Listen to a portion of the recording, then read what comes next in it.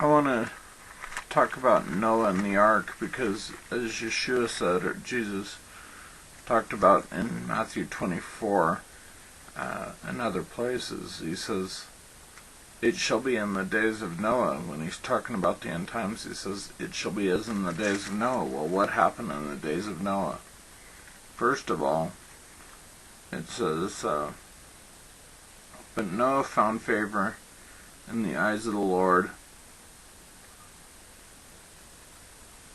and it talks about them being men corrupting themselves. It says in verse 11, it says, now the earth was corrupt in the sight of God, and the earth was filled with violence. God looked on the earth, and behold, it was corrupt, for all flesh had corrupted their way upon the earth.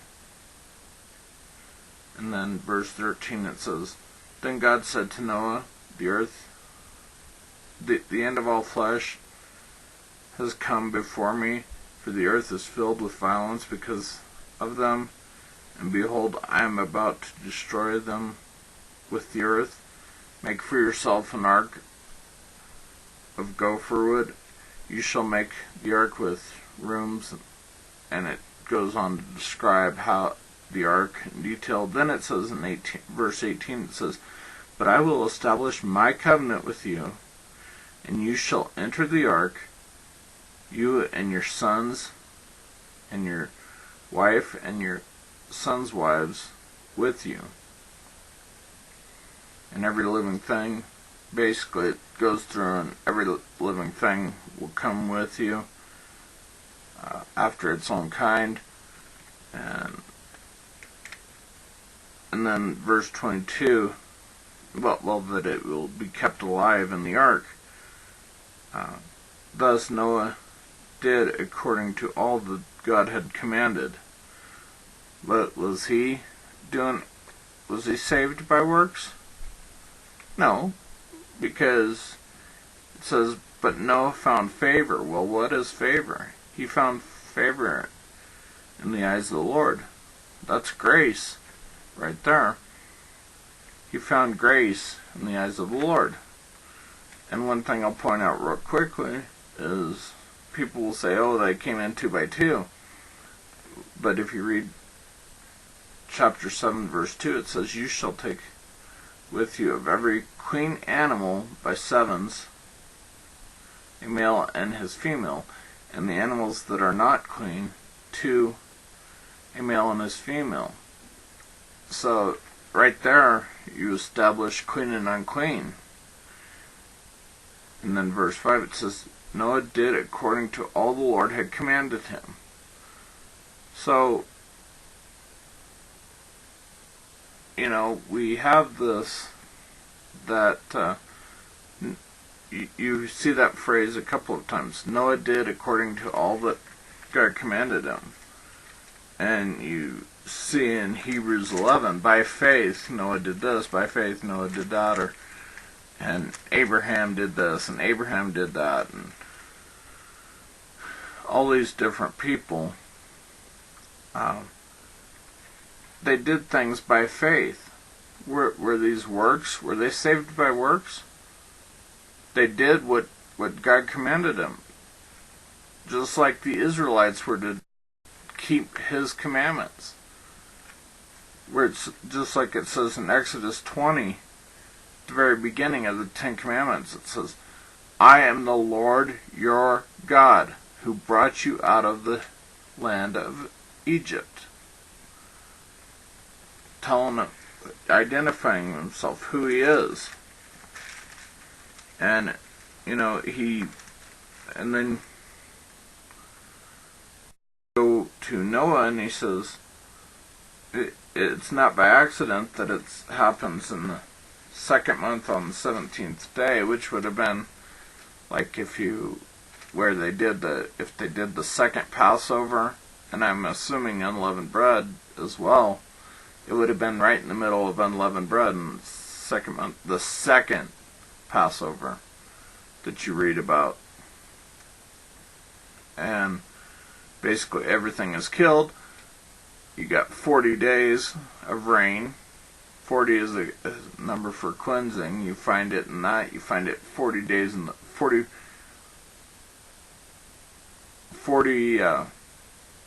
years in the wilderness. I mean, you find it over and over and over again. And so basically the waters were on the earth 150 days. Not by accident, of course. 150 days divided by 30 is 5. So from the second month, on the 17th day, you find in in chapter 8, verse 4, it says, in the 7th month, on the 17th day of the month, the ark rested upon the mountains of Ararat. And the water decreased steadily until the 10th month. In the 10th month, on the first day of the month, the tops of the mountains became visible. So we see that if you know Leviticus 23, you will know that the 7th month, 17th day of the month, is right in the middle of Sukkot, or Tabernacles, which is the wedding feast. And all things will be made new. All these people are destroyed, and so will happen later, is that, God is a consuming fire. It says that He will not flood the earth, but it is reserved for fire. I believe that's in Peter, 1 Peter. But now we turn to Genesis 9, verse 8 through 17, and he basically describes that I will never flood the earth again. I make this covenant with you and your descendants. So we're descendants of Abraham. We're descendants of Noah. So obviously that covenant to us, or we could all be killed with a flood. Okay, so that covenant still applies to us. And also you would look at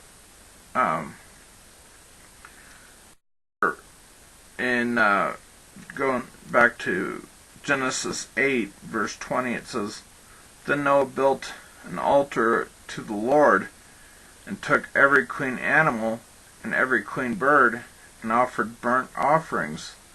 That's why he took 7. It wasn't necessarily for food at that point. It was for sacrifice. So why is Noah sacrificing? It's because I'm sure he was told to.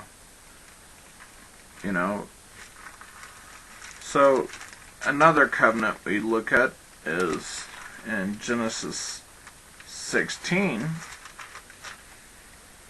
or 17 actually.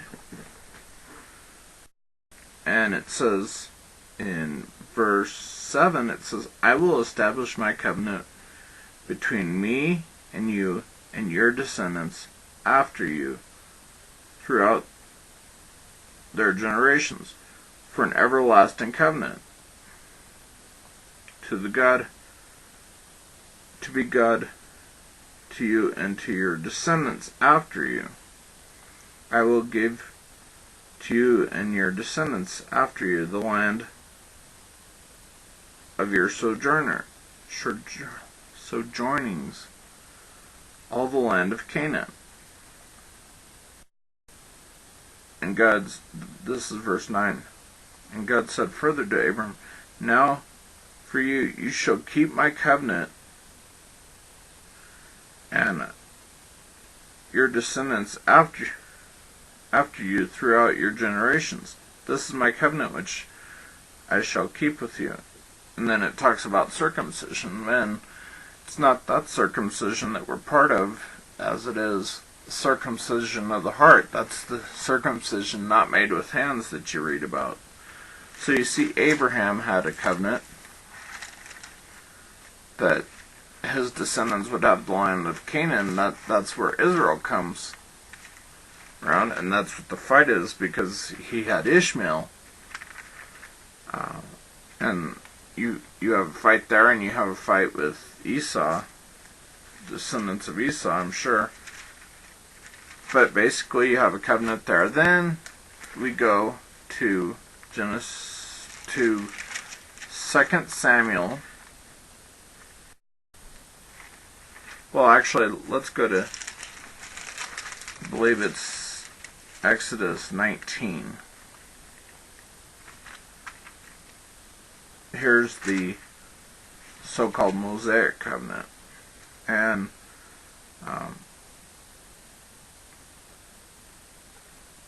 in verse 5 of chapter 19 it says, "Now then, if you will indeed obey my voice and keep my covenant, then you shall be my own possession among all the peoples from all the earth of mine. For all the earth is mine, and you shall be to me a kingdom of priests and a holy nation." And if you read in 1 Peter chapter 2 verse 9, it says we are a royal priesthood. So those of us that are in the renewed covenant are kings and priests. And if you read where the sanctuary, only the priest could go in the most holy place. Yeshua will take us into the presence of Yahveh when he returns, and he will present his bride. And like I was mentioning, and you get Exodus 2, it says, "I am the Lord your God, who brought you out of the land of Egypt, out of the house of slavery. And then you shall have no other gods," and list the commandments. You shall not make for yourselves an idol or any likeness that is in heaven or earth. And they broke that immediately with the golden calf. But there was a renewed covenant, just like there is now. But then we go to 2 Samuel chapter 7, and 2 Samuel chapter 7,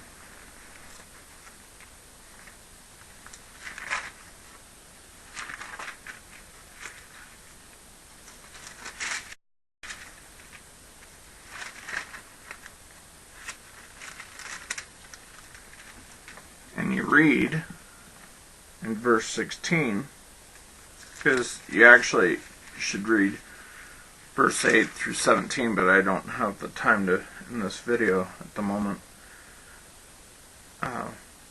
But you read in verse 16, it says, "Your house and your kingdom shall endure forever. For me, forever. Your throne shall be established forever, in accordance with all these words and all the visions." So Nathan spoke to David. And that's where the promise is of Yeshua, because Yeshua is the line of David. So therefore, that covenant still exists too. And everything is covenant. Every covenant has rules. "If you love me, you will keep my commandments." And you read in Jeremiah 31:31 through 33, it says, "Days are coming when I will put my law upon their hearts, and I will be their people, and I will remember their sins no more." Which is repeated in both Hebrews 8 and it's in Hebrews 8 and Hebrews 10. And the point is that as Noah was in covenant, so are we.